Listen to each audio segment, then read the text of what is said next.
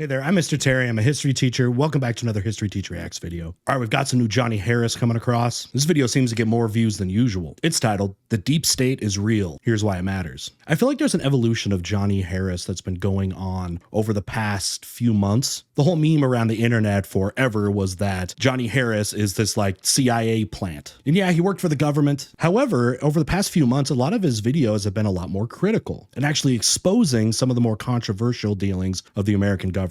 So I'm interested to see what he has here. So thanks for joining me for some live commentary and reaction. All right, let's get started. If you want to see The hand that mixes the Georgetown Martini is time and again the hand that guides the destiny of the Western world. Georgetown, kind of another name for Washington, D.C. So whoever's, stirring the pot, I guess. Okay, and that's border, Kissinger. vote Trump. If you want to restore Political foreign policy Trump. guru, I guess, If of you the want to U.S. defeat the deep for decades. state, vote Trump. Recently died. All right, what do we got, Johnny? Can you huddle? Hey Johnny, Hey, Pachi. I'm having a really hard time wrapping my head around this story. I must Yeah. admit. And this We got concept bombshell. of deep state has been so, I think, poisoned by politics and Trump sort of using it for everything that he doesn't like. And it kind of makes it hard to approach it earnestly. But I think we have to keep digging. Like, think there's something here. Is the deep state real? Is the deep state real? It was a social thing, my dear fellow. I never received $1. I never signed a secrecy agreement. I didn't have to. I've done things for them when I thought they were the right thing to do. I call it doing my duty as a citizen. Joe Alsop on working for the CIA as a journalist. That was something very true. The CIA pumped in money all over the world to journalists to influence their writing. It's very clear. So I don't know, like I was saying it in the intro here, how Johnny seems to be focusing on a lot of this stuff. And I don't know if he genuinely didn't understand like some of the inner workings and some of the influence that, you know, the CIA and government has had, especially since World War II. I mean, he had intimate experience in working with them, but like, if you look at all these other sources, foreign sources, like never had heard any type of outside source from these other countries that have for years been saying United States has been meddling in our affairs, and it just pops up all over the world. I don't know if this is something like he just didn't know within the last few years, and it's just kind of blowing his mind or what. I don't know. It's been a big thing on the internet, and people are like, you know, talking about Johnny.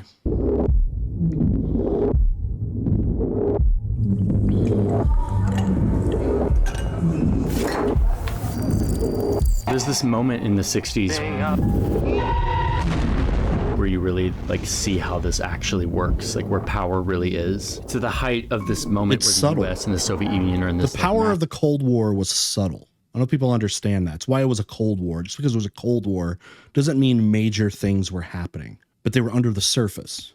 massive staring contest. There's nuclear weapons involved. Everyone thinks the entire globe could be wiped out in this conflict. And Cuba assured is destruction. centered right in the middle of it all, right off the coast of the US, but they're on the Soviet side of the conflict. The US at this point wants nothing more than to snatch Cuba, to make it their own, and they've been trying to kill Fidel Castro a million different ways. Yeah, they tried that a lot. By the way, placing bombs in Cuba was also a response to the United States having missiles in Turkey, who was an ally also very close to Russia.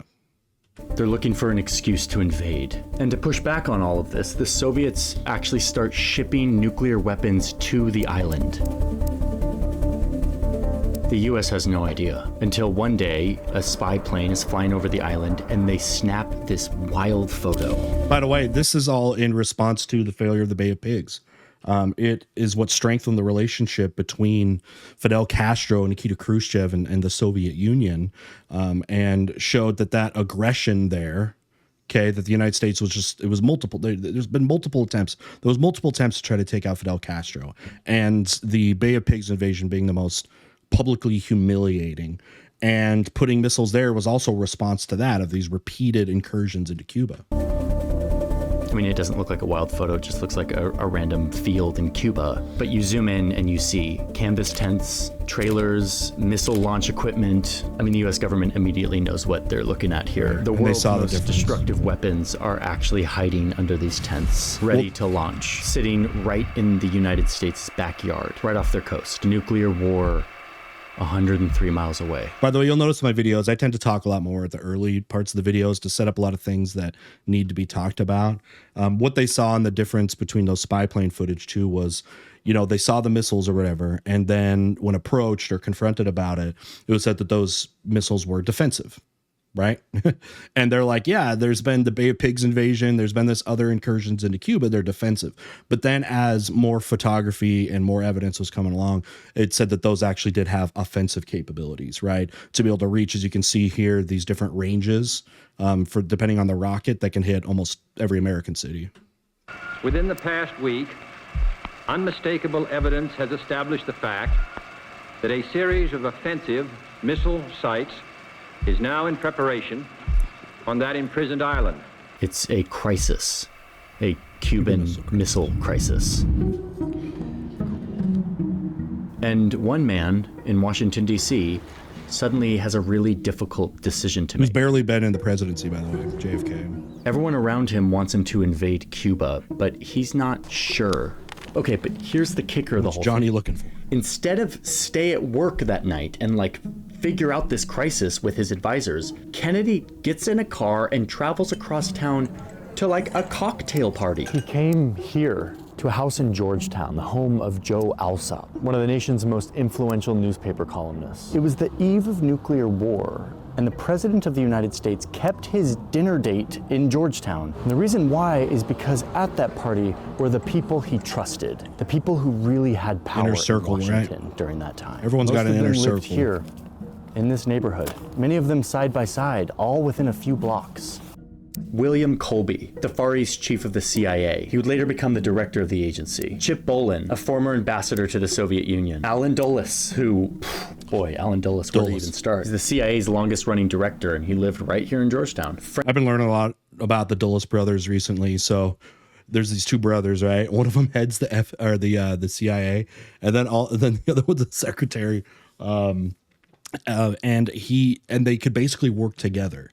They basically were in the two biggest positions to deal with foreign relations and anything covert.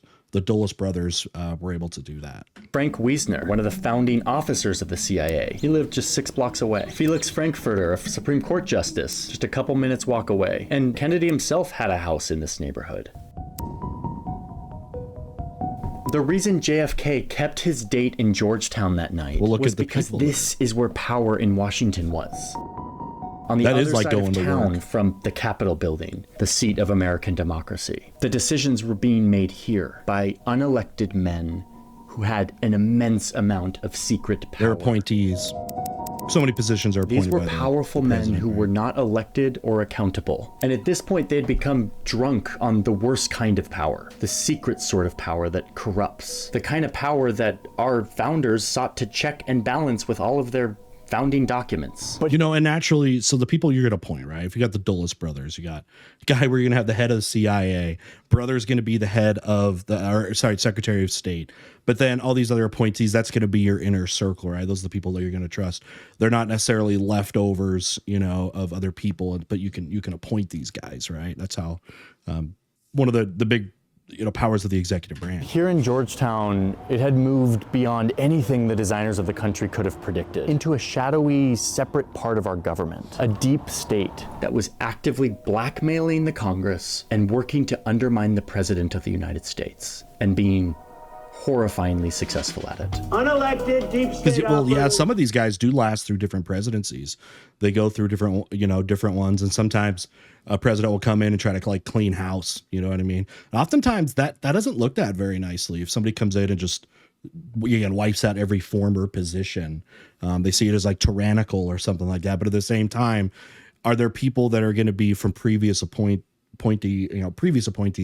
that you may feel are unloyal to you, or in this case, working behind your back, right? Conspiring against you. We defy the voters to push their own secret agendas. You take on the intelligence community. He was super close with his brother, RFK, Back at you. Robbie. So even for a practical, Robbie was the ear in supposedly JFK's, businessman, he's the being voice in really his dumped. ear. As far as I know, we don't engage in assassinations and kidnappings and things of that kind. I do think there has Except to be he totally serious did. That was questions Dulles. raised. They did that so much, so many different covert operations, and obviously they lie about everything, but it was a huge About deal. some of the foreign policy blunders that this country has had over the last 20 to 25 years. There's some truth in the idea that there is an ongoing group of people who continue the work of government as administrations come and go. Is it possible for these entities to go rogue? Absolutely. Was the agency involved in the kind of domestic surveillance that has been portrayed in the news reports? My feeling is that it has not. Okay, I'm doing this. The deep state. Is the deep state real? And if so, what is it? The global and totalitarian war, intelligence must be global and totalitarian. Dang. Head of the OSS. Okay, if you can hear us. Want this. Could you start by introducing yourself, who you are, and what you do, and what your relationship to this topic of the history of the CIA is? Yeah, so my name's Jefferson Morley. I'm a journalist in Washington. I've been a journalist in Washington for the last 40 years. In the old days, spy agencies were a war thing. When the US was at war, it would set up an international spy operation to best wage that war. And then when the war was over, they would pare down or totally get rid of the spy agency. That's where people are going to be skeptical though, because think about it. And we had Red Scares and stuff like that, like stuff between wars where remnants of those wars still existed. Maybe it was scaled down a little bit, but they just turned off espionage. No. Thinking here was that a spy agency took up a lot of resources and threatened civil liberties. A lot of power concentrated into a bunch of unelected people. Worth it during war, not worth it during peace. But then the biggest war of them all came to America's Pacific doorstep, and it changed. That's true. A everything. permanent, actual, official organization of the CIA being created. And so just gonna Roosevelt now amplify has a license, more of a license to do what he wants. And one of the first things he does is consult with a man named Bill Donovan. Wild Bill, a corporate Wall Street lawyer who was obsessed with the power of intelligence. Donovan had very strong opinions, and he said, you need a wartime. We got Wall Street and politics you're mixed going up, to huh? war. Wild Bill Donovan would be in charge of the Office of Strategic Services, or OSS. Not that that's the a first time. centralized intelligence agency that would be given immense power to do whatever it took CIA to is keep gonna- our people safe and to keep our team on top. Gotta be This created was the out of birth this. of modern intelligence, a euphemism for spying and lying and cheating and deceiving and sneaking and breaking, coercing, dividing and conquering. Well, this stuff too, you got to understand too, is part of corporate life as well, right? Corporate espionage has always been a thing too. You're always looking at your competitors, right? What are they doing? What are they up to? Trying to get a step ahead. So that idea of espionage, was already thriving, in corporate world. No idea was too crazy for the OSS during this time. One OSS psychologist had this idea that Hitler could be demoralized if they just showed him a vast quantity of porn. Paramilitary operations. Strapping explosives to a bunch of bats and letting them... Because all of the dictators in the world all are just incels of some kind.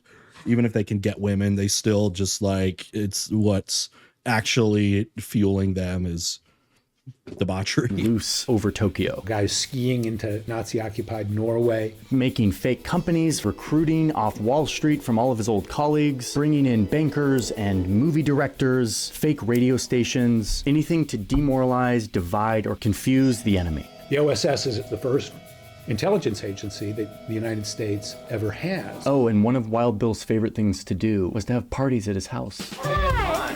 Are we the first ones here? It's the big night.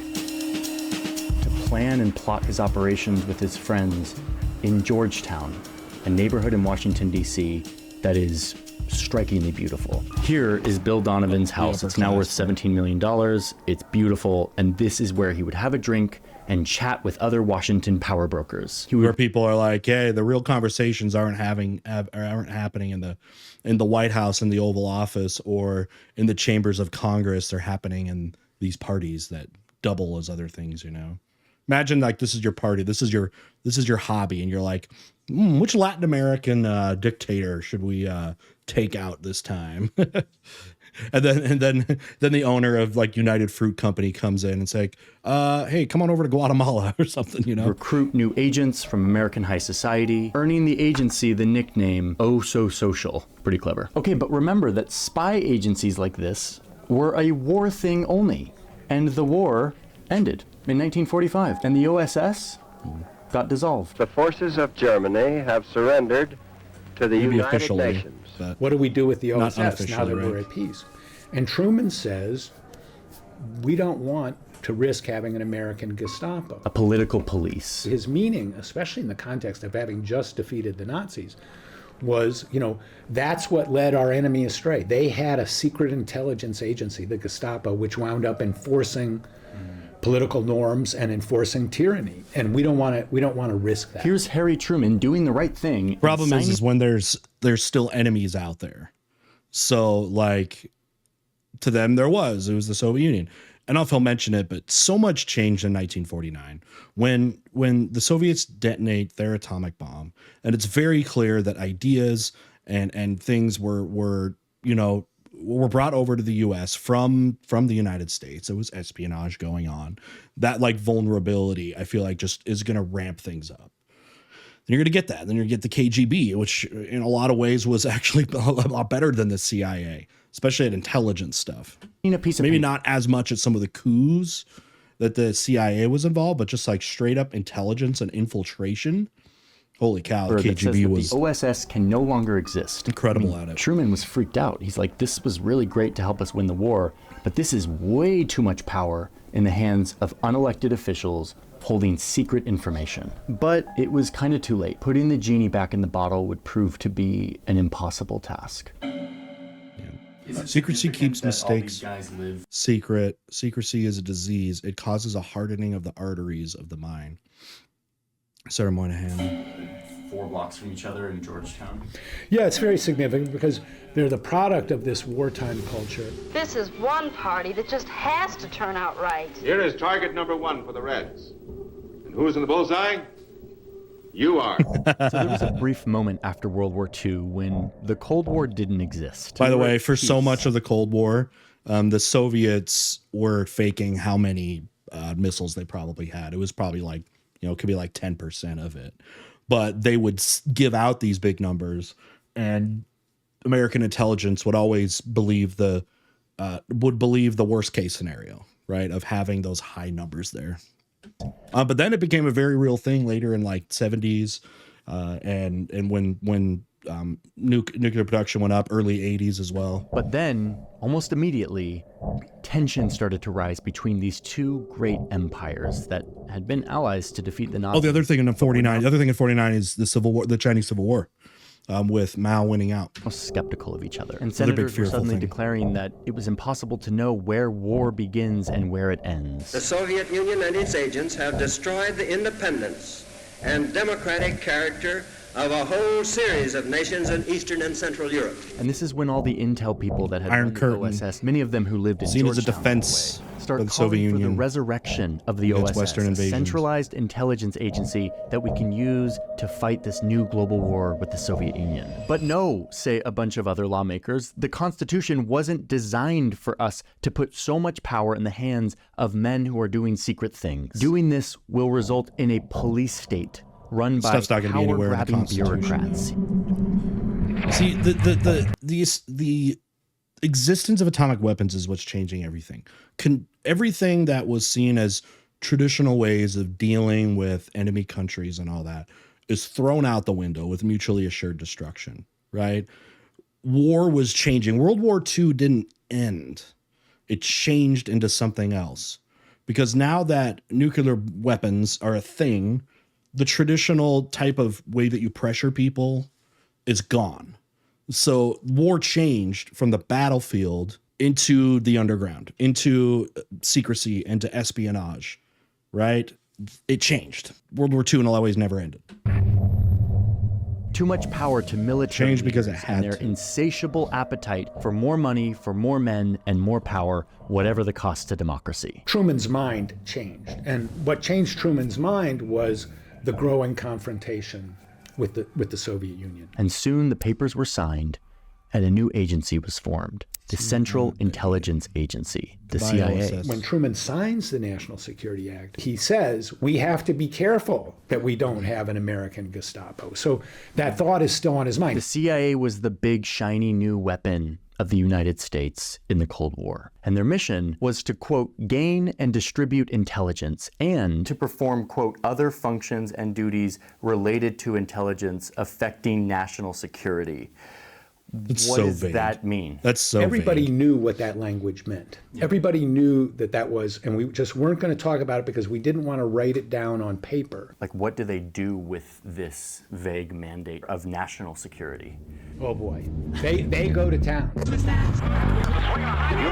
Infiltrate every government, every event. So clean, but so soft and smooth. Operation Paperclip, 1945 to 1959. Americans. By the way, let's go back to that. They're really going through the quotes, and I'm reading these out. If you're just listening to me, hopefully this is useful. They're throwing out a lot of quotes, but not reading them out themselves. It says, respect for the truth comes close to being the basis for all morality. This is profound thinking if you understand how unstable the, quote, truth can be.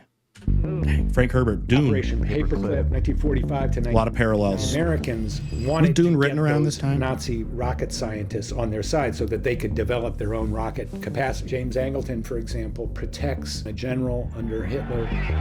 CIA gets involved in the Italian elections, 1948. His thumb on the Italian democracy and makes sure that U.S. allies win. Operation Ajax, coup in Iran, 1953. The CIA and the MI6. That was one of their first big ones too. Was the Iranian it's not going to be the Iranian Revolution. So they're indirectly going to lead to it, but removal of Mohammad Mossadegh. So we'll see if they get into that. But this was one of the first real big, large scale interventions of toppling a major world government. Throw the democratically elected government. Now that we encourage the Shah to take that action, I will not deny. CIA coup Guatemala, 1954. Those were the two big ones. Again, democratically elected government, reformists wanted to engage in land reform, and the CIA overthrows it, really at the behest of the United Fruit Company. CIA is now helping American corporations. The influence of American corporations on the CIA action. Because remember, this war is also changed from the battlefield to economics. It is an ideological war, communism and capitalism. And in protecting the interests of capitalism was regarded as the same thing as protecting the United States in general. Its defense and its national security was all tied in with this. So in both of those situations, in Guatemala and Iran, there were economic changes happening that could threaten directly United States economic interests. So in Iran, right, you've got this exploitation of the natural resources of the oil industry, which is completely run by British and the Americans, and oil being such of course, a big deal. Mohammad Mossadegh gets elected, okay, duly elected guy, and his just platform was nationalizing the oil industry. That's what they had done. So you go, and not to get into way too much detail on that, because we go on forever about it, but essentially putting a coup in there, paying off people, spreading information, and eventually leads to that guy being overthrown. So this becomes, again, this, and Johnny said in the beginning, he's like, it's like Johnny's figuring out, like, the United States is going against their own, like, purported, ideologies of, like, democracy. But then you see something like this where, like, a democratically elected guy, if he doesn't suit the needs of, or whatever, of the interests of the United States, then it doesn't really matter if they were democratically elected, right? Like, nationalizing their oil industry would take a hit to American capitalism under such a and Western capitalism in general, to be able to take away that oil industry and what effect that would have. Then you have like Guatemala, which United Fruit Company has been owning plantations there and like really, really poor conditions, almost like I hate to use the word slave labor, but like such incredibly low pay and stuff like that. And also own land that they weren't even using. They own tons of land in Guatemala and they weren't even using it. So that guy, what's his name? I think if they're going to get into him. Anyways, he comes in and it's just like, hey, that land that United Fruit Company is not using, we want to take it and distribute it to our citizens. And then the United Fruit Company comes and goes to, the Americans and say, hey, we need your help here. And they end up basically planting a civil war that never actually happened, and just throw around these words, he's a communist. Mossadegh is a communist, or like the Guatemala, they're communist, even when these aren't even like real things. They just want like some kind of like more influence over their economy and to have more economic power. But then you come in and you see coups that were successful in both of those. So anyway, is unmistakable. Alan Dulles was on the board of directors. Howard Hunt, Birch O'Neill, David Phillips, CIA coup in Congo, early 1960s, CIA coup in Chile, 1973.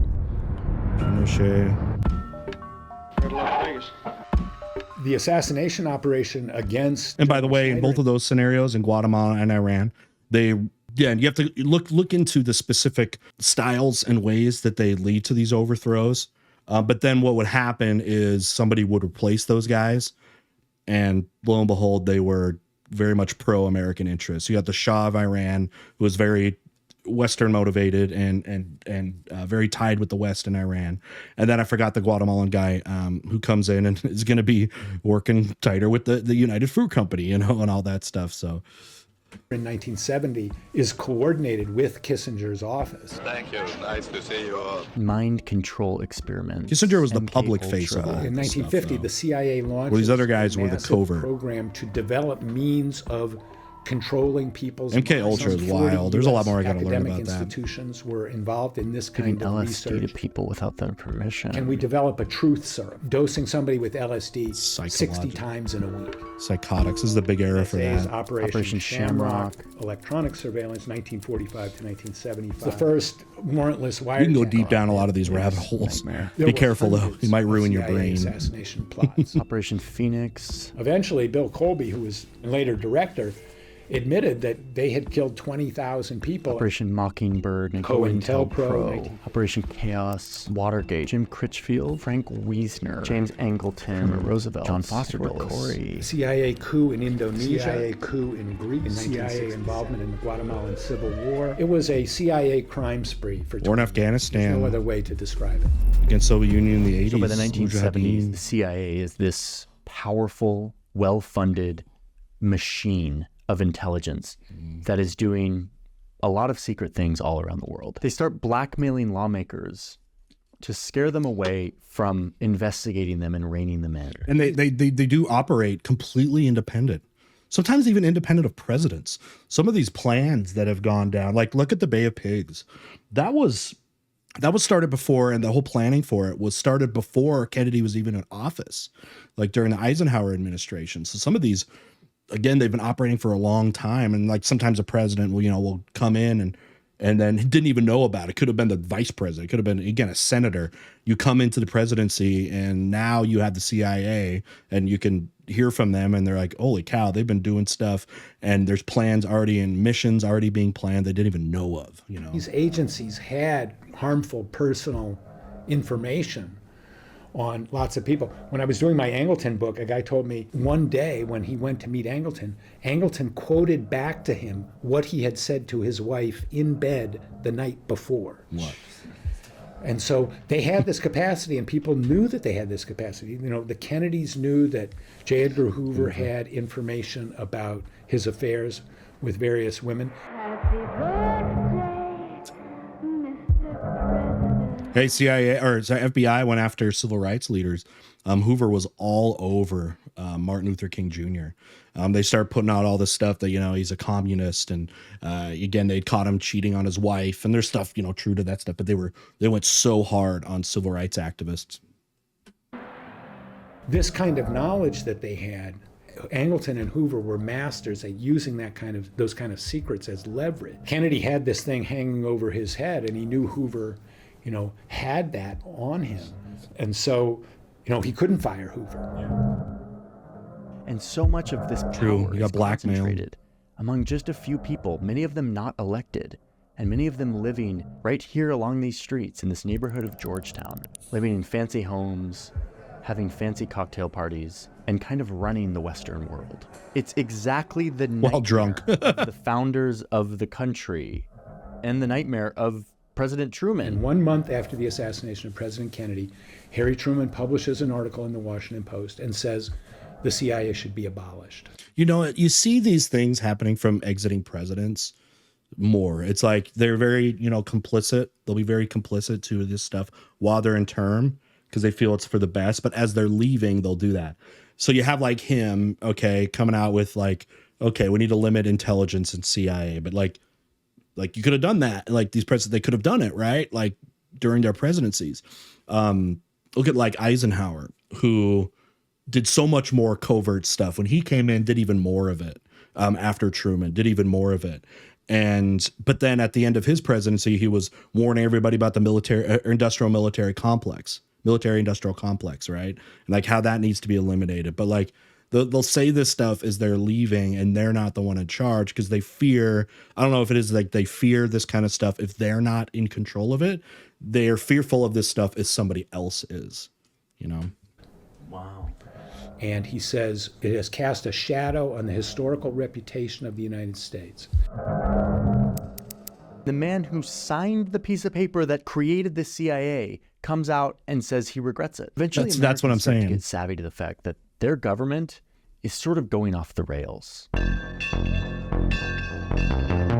As People this that are responsible war in to things being the Vietnam people drags against on, more and more Americans stand up and say enough, demanding accountability for a national security apparatus that had gotten out of control. I feel like, don't you feel like with Vietnam, this was going to be like America's glasnost? If you know about glasnost in the Soviet Union, the opening up and peeling back of censorship and transparency of the government. It's like the United States is hitting theirs around Vietnam. Okay, for the Soviets, it's going to be in the 80s. What does the government do in response? Especially after Chernobyl. They start spying on the protesters. Operation Chaos was the CIA spying on the anti-war movement. Johnson calls in Dick Helms and says, what's going on? Communists have to be behind this. And so they start infiltrating the anti-war movement. And they come back in about a year and they say, well, Moscow and the North Vietnamese, they really like this anti-war movement, but it's not controlled by them. It's not funded by them. It's pretty much an American thing, But that doesn't change anything. And chaos continues to grow. And eventually, by 1970, there's 30 officers working on it, hundreds. You know what changed all of this about this? And they're like, what? The people know that like there's like stuff going on that's not being discussed publicly. One of the biggest game changers for that, though, was television. The Vietnam War was the first real war in United States history where nightly frontline footage could come to the living rooms of every American, every house in the United States in America. And, getting what routinely has been the message from the higher ups, from the government or the military, about how the war is going to look very different from whatever footage is chosen to be put on the nightly news. And those two narratives didn't meet up. The power of media, and the government's, it's a lot easier to control. You can control, they always controlled the newspapers. And like you said, you could pay off journalists and stuff, but can you pay off all of them? No. Hundreds of agents. And they couldn't. And, the and you're going to get these guys that, you're going to get these guys that will break news, right? Will break news at the peril of their own, freedom, because they could be put under a lot of pressure, jailed, whatever it is. A foreign hand. Chaos was in existence for 7 years. Every time they were asked to report on it, they came back and said, it's not foreign controlled and it's not foreign funded, which was obvious to anybody who was involved in the. Which means they no longer control. There were a lot of people inside the CIA saying, we're spying on our wives and kids, basically. They're going to the demonstrations and we're reading the reports at night. We shouldn't be doing this. Are we trying to exterminate an entire people? What have we become as a nation? Americans were waking up to the fact that these unelected men were wielding way too much power and spying not only on the entire world, but on Americans themselves. All right, new quote from Rockefeller. Don't you understand the way intelligence works? Do you think that because I'm chairman of the Intelligence Committee that I just say, I want it, give it to me? They control it, all of it, all the time. So even the Rockefellers can't even get in on it. intelligence. We They have been control victimized by excessive secrecy, not only with respect to the failure of the Congress in the past to exercise proper Frank Church. surveillance over intelligence activities, but also excessive secrecy Hearings. has created this kind of mischief within the executive branch. Senator Frank Church helped lead the charge of taking all of these secrets and excesses and thrusting them onto the national stage and shining a light on them. There has never been a full public accounting of FBI domestic intelligence operations. The American people are learning, for the first time, just how bad this was. 800 witnesses, 10,000 documents. Their secrets were shared. CIA, FBI, NSA, assassination plots. Does this pistol fire the dart? Yes, it does, Mr. Chairman. When it fires silently? Almost silently, yeah. Spying on Americans. Stuff would just blow people's A minds. wholly all this stuff that's comprehensive going on. listing of everything those people thought or did on any subject you can imagine they're having a concern with. Targeting people like Martin Luther King Jr. and other civil rights or feminist activists. Bureau agents were told to attack the New Left by disinformation and misinformation. Anti-war protesters were spied on. Well, and what you would do too, as part of that was, when they would expose people like Martin Luther King or something like that, if they wanted to, you put in some true information and mix it in some false information. And the idea is that people won't be able to tell the difference. So they'll assume it's all true. Intimidated. COINTELPRO is the name for the effort by the Bureau to destroy people and to destroy organizations, or as they use the words, disrupt and neutralize. The Bureau went so far as to mail anonymous letters to Dr. King and his wife. King, there is only one thing left for you to do. You know what it is. You have just 34 days in which to Out do yourself. it. You are done. You ever read that one from Hoover? You can read it. Look online. The letter, the threat to Martin Luther King, and they said they were going to expose all this stuff as infidelity. They were going to tell everyone he's a communist and do all this stuff, and basically wanted him to out himself or remove himself, or they were going to do it for him, pretty much. That was taken by Dr. King to mean a suggestion for suicide, was it not? That's our understanding, Senator. The CIA's LSD mind control experiments were also detailed to the public. One of the first things they come across is the MK Ultra papers. And so were the FBI and CIA's attempts to infiltrate the free press, planting journalists within our newspapers. We would later learn in some investigative reporting that this infiltration of the free press was much more widespread than Church even discovered. He reported that up to 400 journalists had been It's part of the coups, paid the by foreign the coups. CIA under Operation Mockingbird, and there's no doubt that it was a massive effort and effective. The Church Committee made a few things clear. Number one, that indeed a group of unelected government employees used immense power and resources of the United States government to pursue programs that were illegal, unethical, and generally out of line with American values and norms. And they did it in secret. Taking out democratically elected partly because people. the U.S. Congress wanted to give them money and turn a blind eye. I can recall members of Congress who recoiled from responsibility of knowing what was happening. Members of Congress who said, "Don't tell me, I don't want to know." I think that is an indictment of the Congress, just as severe as any indictment. Plausible deniability, where it's like, if I never heard about it, you can't judge me for the actions of it because I didn't know. Which is labeled powerful tool to have. Community. When Dulles wanted to get approval for the CIA budget, all he had to do was take a top line number to the chairman of the Senate Armed Services Committee, and he would say, "This is what we want for this year." And the chairman of the Senate Armed Services Committee would say, "Okay, that's what you've got, and please don't tell us anything about what you're doing with it." And so there was no internal challenge. Yeah, because then everybody that votes for it can be like, I don't know, they lied to us, right? Like, they want that plausible deniability. So if news breaks out of something that is, shameful or something, that comes out of the budget or something that comes to the CIA, politicians can wipe their hands clean from it and say, you can't blame me. world of CIA people. But here's the other thing that is so crucial here, which is that when you listen to these hearings, you see people who thought they were doing the right thing, right? Who thought that they were doing what they needed to protect the country during a very scary How can you time. protect it if you don't know period, all of a sudden what's going you woke up on? one morning and here was this creature that had been created that no one along the line had ever really contemplated. Each of these steps, I think, initially were innocent, honest steps. Many of these agents were earnest patriots, but they were operating in a system free of accountability and transparency. Even within the deep state, there are people who are doing things for altruistic and good reasons, and then there are people who are doing things for their own selfish or bad reasons, and exactly how many are in each category is sort of impossible to delineate. I got sucked in when I should have known better, and where many other more intelligent, sophisticated people got sucked in other areas. So after the church committee... So I wonder if he's kind of saying that Congress, senators, people that were part of, the funding and the continued existence of these agencies should have demanded more information before just writing the checks, right? Like demanding, okay, we want to know exactly how this is going to be used and what's happened. And it sounds like that accountability was never even asked for. It was never asked for, when maybe it could have been, at least to some extent, but a plausible deniability thing.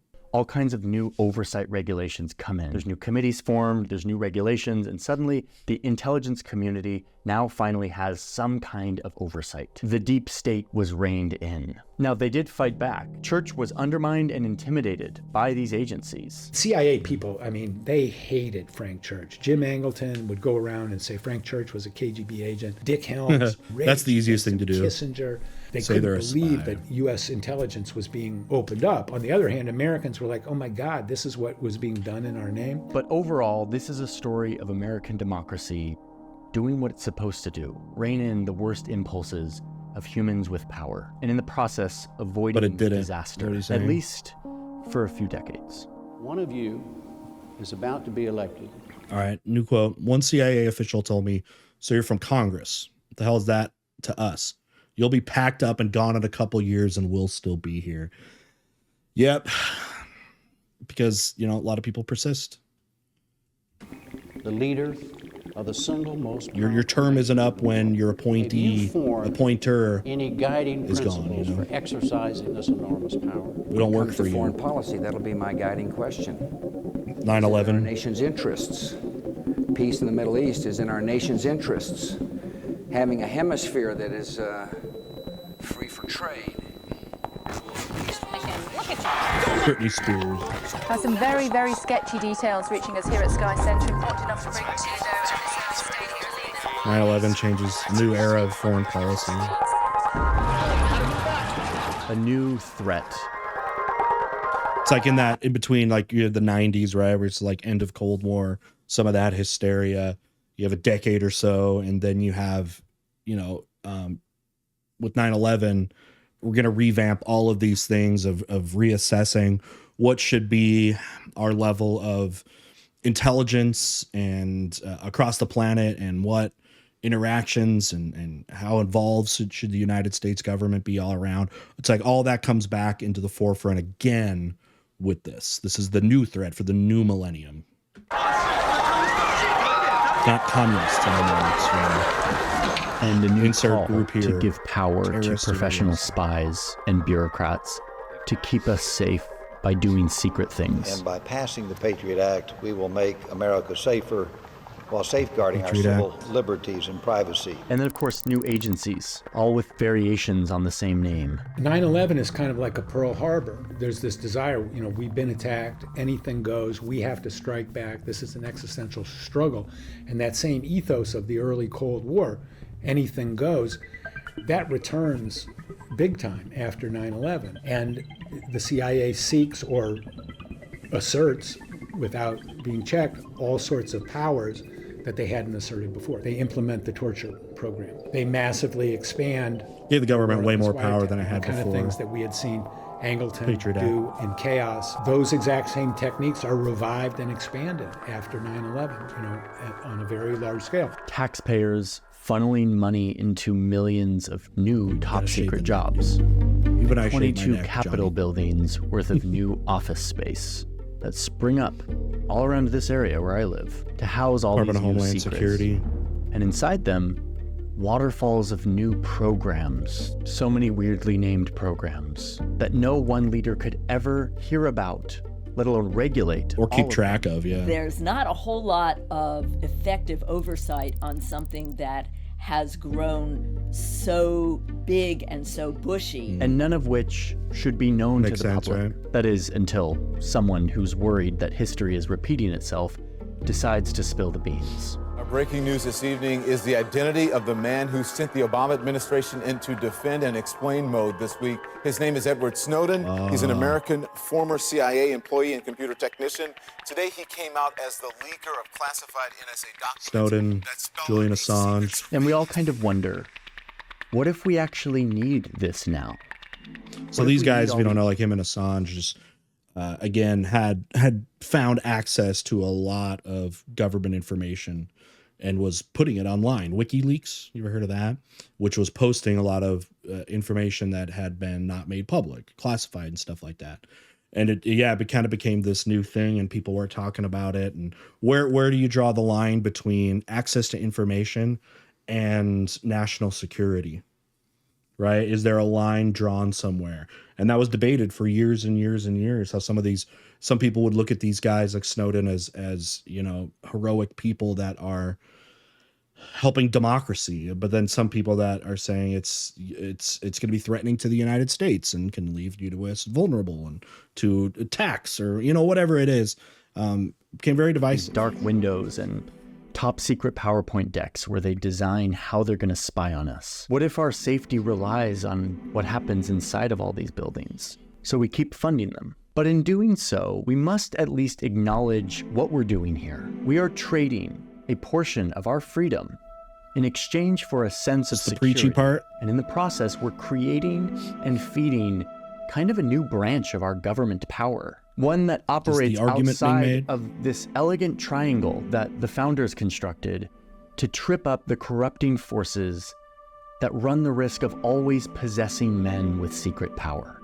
Most everybody agrees that there's overclassification. There's way too much information that's classified, but information is power, and the fewer people that have it, the more power the people that do have it have. And the result is that when the most powerful man in the world arrives to the most powerful house in the world, promising to rein all of this in, to rein in the excesses, he actually finds That's what that they he all say, can't. right?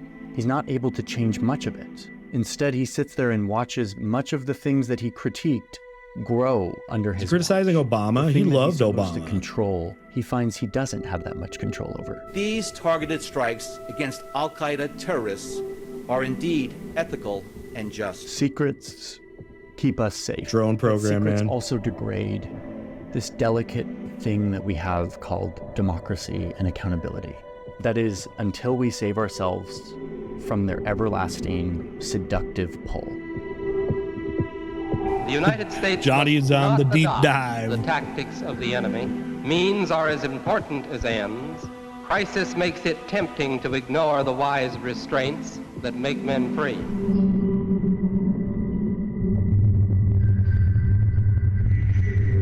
What you got, Johnny? All right, final thoughts. All right, the arc of the CIA Johnny story is still going on, isn't it? Kind of been interesting, I guess, over the last couple years now. Maybe probably less than a year of seeing his, again, his arc change, because the whole thing, he was like a CIA plant and just like spread the status quo narrative of the government and whatever. And, is he acting like somebody who was just like had this veil pulled from his eyes, right, about what else is going on in the world, and like learning about these other perspectives and all these other sources? Do you feel like Johnny is kind of on this arc? Because I don't know if his tone is changing or whatever, because he's always tried to be, critical about things and two sides things and all that stuff. And he didn't do a lot. He didn't really do any of the two sidesing in this, of saying, he didn't really provide any arguments of why at all. I can't remember one instance of one of these coups or how the CIA or whatever would operate being justifiable. It's like he never brought up an argument at all. And I think that seems kind of new for him, for Johnny there. What do you think? Okay. Am I misrepresenting him? I don't know, but hopefully you're able to learn a lot about kind of the history of the CIA. I hope I was able to add some things, some stuff that maybe wasn't in here, some other events and other things going on, hopefully to get you a better picture there. So anyways, this can be really interesting stuff to look into. And as time goes on further and further, we don't hold these older time periods so sacred where we want to, protect the status quo of the past, but be more critical of it as we go further away from it. So I think more and more of this stuff you're going to see more of over time.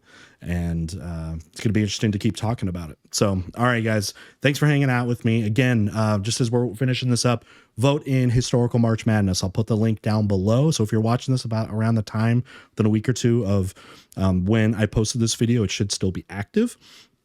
And do your votes. Come over to the Discord server. It's also linked down below. It's where a lot of the discussions are going. All right, with that, we'll see y'all next time. Bye.